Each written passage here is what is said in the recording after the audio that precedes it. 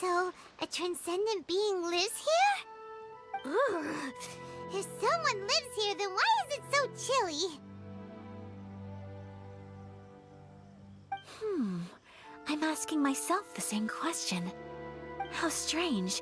I'm quite sure that this is the location my mother wrote about, but surely...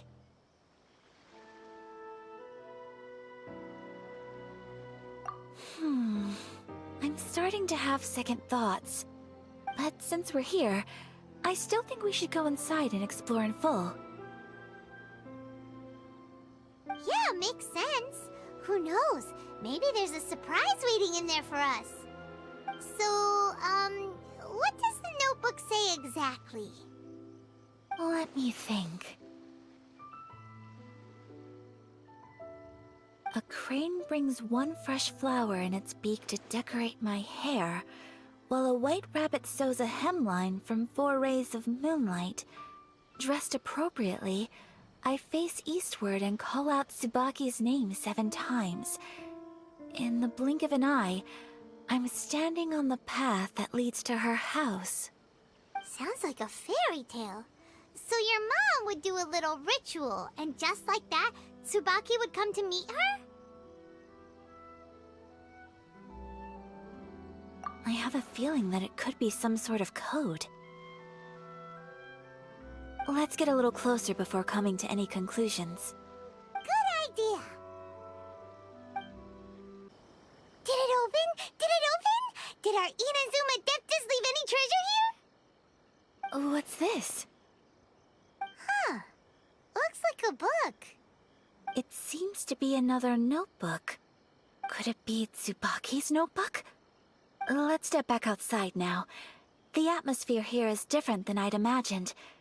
Somehow, it makes me a little reluctant to open the notebook. Paimon knows what you mean. Reading in low light is really bad for your eyes. Come on, let's get back outside. Here will do just fine. Alright, let's see what the notebook says. Ooh, Paimon bets it's all about mysterious treasure! Ah, so exciting! What is it? Why are you whispering all of a sudden? You're making Paimon nervous.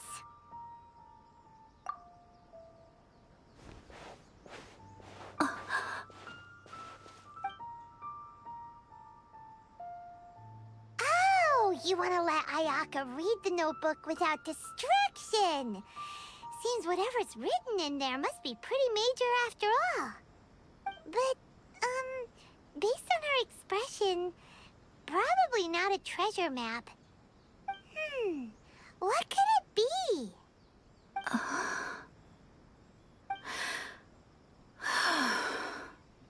Traveler, Paimon, sorry to keep you waiting so long.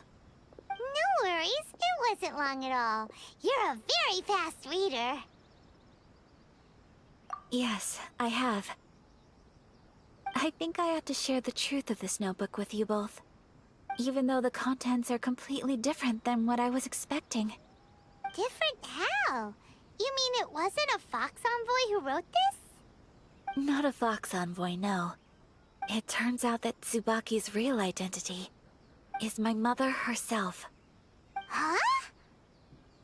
Surprised? Me too. But that's what it says at the very beginning of the notebook. Tsubaki and I are the same person, and yet we are different. When I become Tsubaki, I stop being Kamisato Kayo and become the most ordinary woman in the world. What follows in these pages is the ordinary, everyday life of a regular person. Nothing more, nothing less. This notebook is, for the most part, a collection of my mother's musings, both private and trivial. All of the things we thought were about Tsubaki were in fact about my mother herself. So, that means that the kimono design and the international dishes... are things that my mother wished to try, yes. I'm sure this all sounds utterly bizarre to you, but to me at least, My mother's behavior is completely understandable. Or to put it another way, I actually have another side to myself as well. I was at a loss for words when I started reading the contents of the notebook. It almost felt like someone had looked inside my mind, examined my thoughts, and then written them all down on paper. Ayaka. From the moment my mother married my father, she became the mother of the Kamisato household. And with that came all sorts of duties. At the same time, the prestige of the Yashiro Commission brought its own share of responsibility. On top of that, every action she ever took was seen as representing the Kamisato clan. People were always watching her. Under such circumstances, she never had much time to do the things she really wanted to do. After my parents passed away, Ayato and I took over responsibility for the affairs of the clan. We ran into all sorts of difficulties during that time. I'm not sure if people outside the clan could ever imagine what it was like. Every time I found myself up against a difficult issue, I'd ask myself, did my mother go through this too? What would she have done in this situation? Maybe it's because it had been so long since I last saw her, but somehow, all that was left of her in my mind was the sight of her that inspired awe and commanded respect. But my image of her was incorrect. When I read this notebook, I realized she was just like me. Underneath whatever position she may have held, she was just an ordinary person. She liked pretty kimonos. She wanted to try food from different places. She yearned to see sights she'd never seen before. Maybe this all sounds immature to you, but I feel just the same way.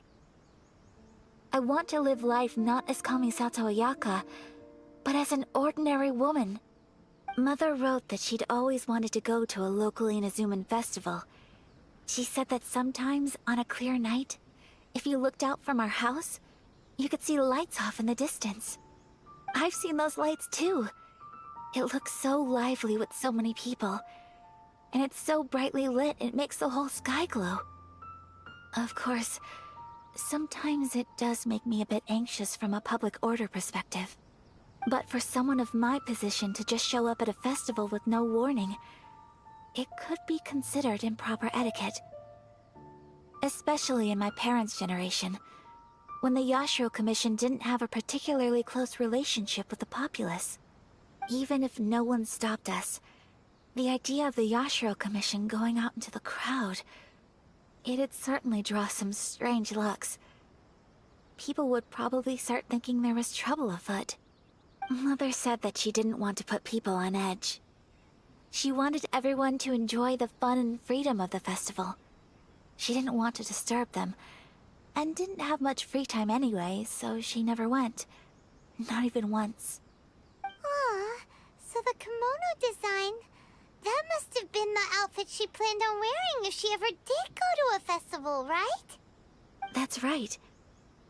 And sometimes, festivals sell international food. She wanted to try that too. I hope this isn't a disrespectful thing to say, but I never knew my mother was so in touch with her inner child. Well, that's not disrespectful at all. Paimon thinks your mom was the best of both. A big softy on the inside and a big sense of responsibility on the outside. Without knowing it, I've ended up fulfilling several of my mother's wishes already. But going to a festival is the one thing that I cannot do for her. Perhaps this is one thing that can simply never be. I understand. Thank you. I think I realize something now. Mother and I are so similar in so many ways.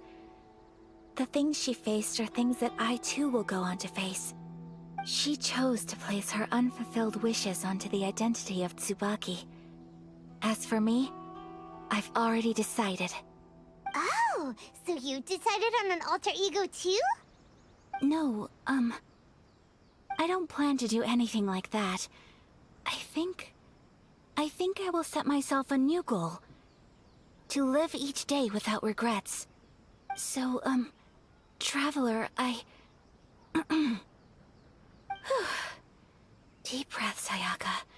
Deep breaths. Would you be at all interested in checking out an Inazuman festival? Paimon's been dying to go ever since we saw that poster! Paimon would love to go with you, Ayaka! Hey, come on, don't make fun. It's just because I used to have the same concerns my mother did. But now, I don't think I need to worry about it so much. I'm going to be true to myself and fulfill the wish that my mother and I shared. I know that you of all people can understand me going my own way on this. So, let's do this, you and me. Let's go to a festival together. Paimon wants to come! Festivals here have loads of tasty snacks too, right? Oh, and fun and games!